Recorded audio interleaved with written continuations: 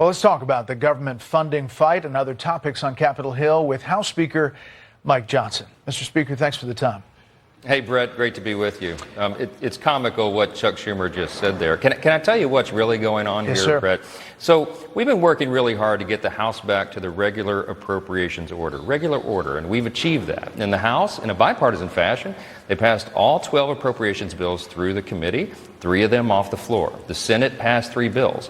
Remember the old videos on Saturday mornings about how a bill becomes a law? If the House and the Senate disagree on an appropriation spending bill, they go to a conference committee to work it out. We voted to do that.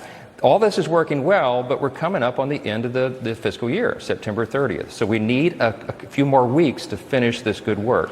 So what we did in a responsible manner as Republicans in charge is we offered a totally clean short-term CR to get that job done. Chuck Schumer saw that. He returned a counteroffer that is filled with partisan wish lists and poison pills and demands. It includes, for example, Bret, what Chuck Schumer is arguing for. He wants to reinstate free health care for illegal aliens. He wants to add $500 million to prop up liberal media outlets. And he wants to add a massive $1.4 trillion spending hike to what should be a simple 7-week stopgap funding measure. We can't do that. We're not going to do it. Yeah, I'm just a bill sitting here on Capitol Hill. I remember it well. Right. So with all that said, are you going to avoid a government shutdown?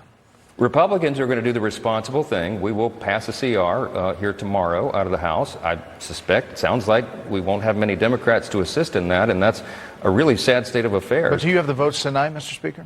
I believe we have the votes to do it, yes. We'll send it over to the Senate, and I suspect they'll be able to process that. Now, Chuck Schumer is going to have to make a choice. If he wants to shut the government down, he will own the consequences of that, and everybody will be able to see exactly what's going on here.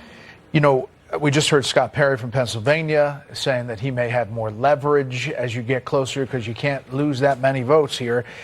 Congressman Steve Womack from Arkansas, he's expressed some holding things up. He's an appropriator. You sure you got all the votes? Well, look, it's always down to the wire here because we have one of the smallest margins in U.S. history.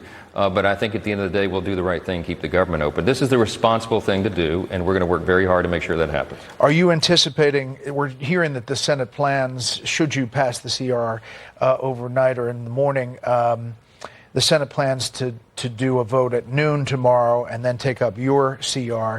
Do you anticipate the Senate making changes and sending it back to you? We'll have to see. I mean, the smart thing to do would be to just pass this simple. As I said, it's very simple, very clean, as we say here. There's no extraneous matters attached, no partisan matters. We're doing this in good faith because we genuinely just need to buy a little more time for the appropriator to do their job. I can't understand how anybody could make a rational argument against that unless they're trying to use it for partisan political purposes. So let's hope that doesn't happen. In the wake of the Charlie Kirk assassination, there's a lot of concerns all over the place, but there is concern from a lot of lawmakers about security. There's money in that bill to enhance member security, yet members really don't feel that safe. Does money fix the problem? You all have added money for security really every year since Gabby Giffords was shot in Arizona. We have. And look, I always want to be quick to say members of Congress are safe. They do have substantial security measures in their residence and their person.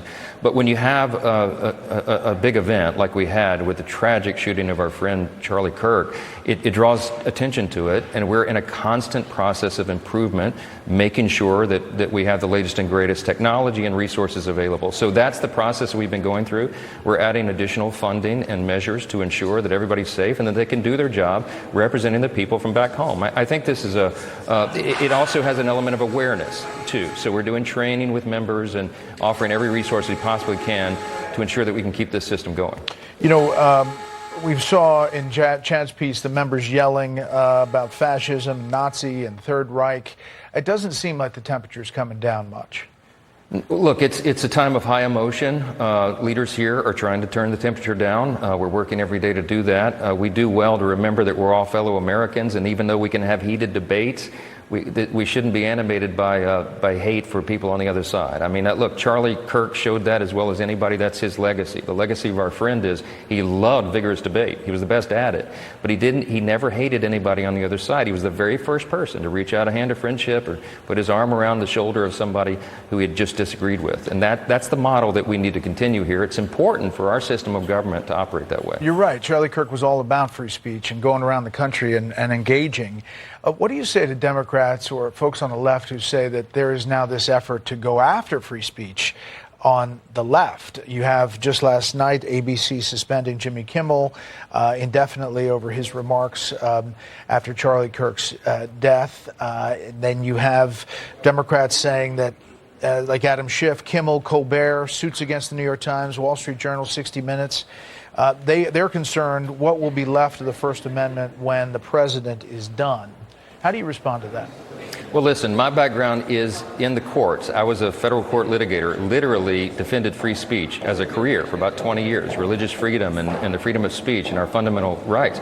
We have to jealously guard that, and I think we are. ABC is a private company. You've heard a lot of consternation about private companies firing or reprimanding employees for going online and glorifying the tragic death of a young father and young husband, and it's detestable. So in the private employer space, you have all the right in the world to have standards for your company, standards for your broadcast brand, and they get to make that decision. And I don't think that's a violation of the First Amendment. You don't have a First Amendment right to stay employed if you're going to engage in that kind of crazy action online. And in many cases, it really is inciting further violence. It's a serious problem.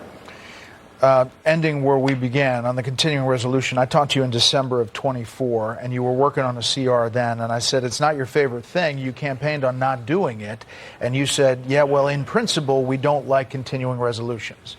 Yet here we are again. And is this what's going to be funding the government?